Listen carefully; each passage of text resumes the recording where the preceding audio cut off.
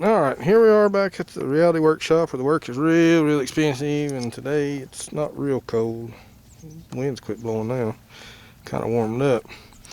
I'm working on the pinion. Now I've done buckled up the pan and put all my axles back in.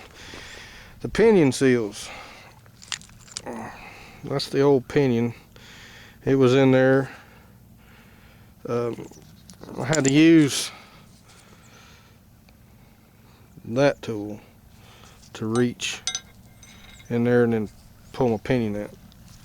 Now I can't use my seal installers for that. I'll have to do it the old-fashioned way. I'll have to get my seal in there and then take my little ball peen and peck it in.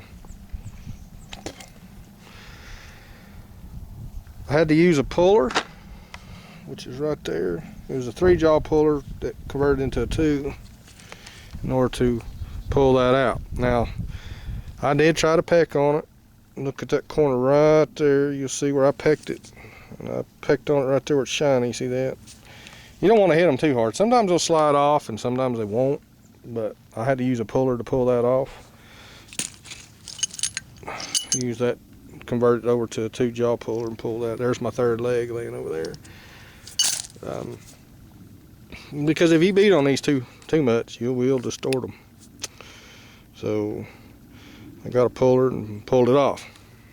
Now, inside there, you see all them splines. You need to clean them all. I done cleaned this one. Took care of that. So I can put it back on. I use a dead blow hammer, a rubber hammer, and peck it back on there good. And then I'll normally, I don't reuse that nut. It's already been torqued, but I'm going to reuse it because I'm not going to leave it in there that long. I'm going to build another one. This is just so I can temporarily get it by me. Like I said, buy me some time. I don't drive the truck every day at the moment, so I'm going to put that nut back in there and tighten it up and fill it full of oil and slide him up under the truck. Now, if you was actually really doing it, your best bet is to get another nut.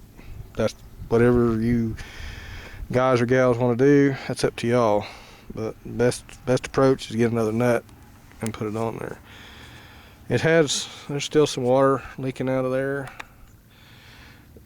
It has a vent tube right there that I think's where the water got in from, but I don't know. It looks a little stopped up, dirt dauber or something. I gotta poke that clean. Anyhow, that's the pinion. I'll tap the other seal in there and I'll put that back together. I use the lithium white grease over there, put it inside my seals, put it around my flange. My flange is good. There's no warring grooves or nothing.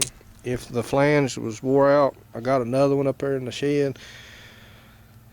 They do wear out. Sometimes you can put a seal in it and it'll work. Sometimes you don't. The leak, change that. I don't know. They're probably $60, $70 now. But anyhow, they're a little bit of a hassle to get back out. And then we have to go back and torque it. Check your manuals on them to torque them. I don't know offhand what they are. I personally just put my impact on there and hammer it until it quits hammering. It's about 250 pounds. And I think it's somewhere in that, but I'm not for sure, so don't quote me on it. Just look it up. I may look it up anyway.